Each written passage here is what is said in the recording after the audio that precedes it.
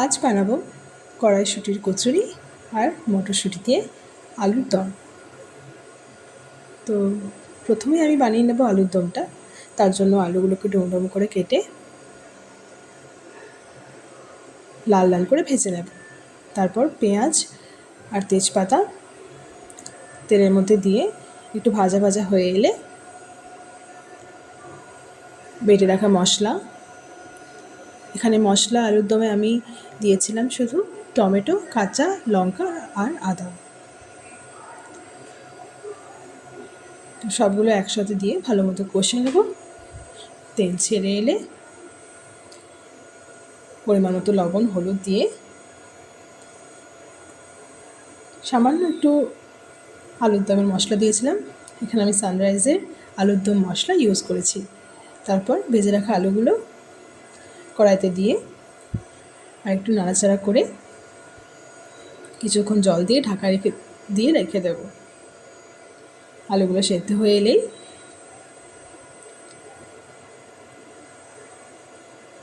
মটরশুঁটি দিয়ে কিছুক্ষণ নাড়াচাড়া করে নামিয়ে নিলে রেডি কড়াইশুঁটির আলুর দম।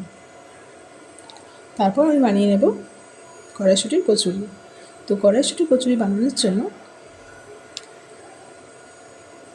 প্রথমে আমি কড়াইশুঁটিগুলোকে মিক্সারে একটু পেস্ট করে নিয়েছি।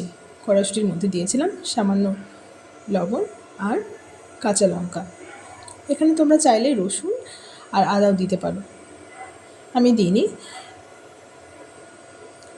তারপর কড়াইতে সামান্য তেল দিয়ে কড়াইশুঁটিটা একটু ভেজে নেব।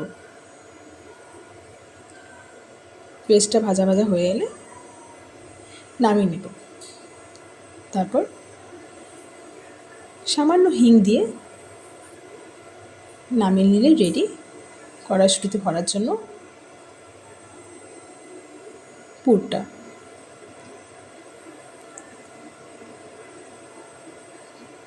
এবার আমি ময়দাটা ভালো মতো করে মেখে নেব। তার জন্য ময়দাতে দিয়ে নিয়েছিলাম একটু লবণ আর সাদা তেল। ময়াম দেওয়া হয়ে গেলে পরিমাণ মতো জল দিয়ে ময়দাটা মেখে 10 থেকে 15 মিনিট রেখে দেব। তারপর পুরটাকে ময়দার মধ্যে যেভাবে দেখাচ্ছি ওইভাবে ভরে নিয়ে একে একে সমস্ত কচুরির ডোগুলো রেডি করে নেব। তারপর বেলে নিলেই রেডি হয়ে যাবে একদম ভাজার জন্য। এইভাবে সবগুলো একে একে রেডি করে নিয়ে আমি গরম তেলে ভেজে নেব। তাহলে রেডি আজকে কড়াইশুঁটির কচুরি।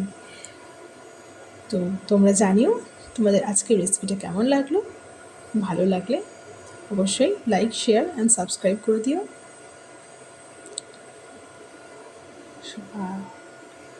সবাই সুস্থ থেকো, ভালো থেকো। দেখা হবে আবার নেক্সট কোনো একটা রেসিপি নিয়ে।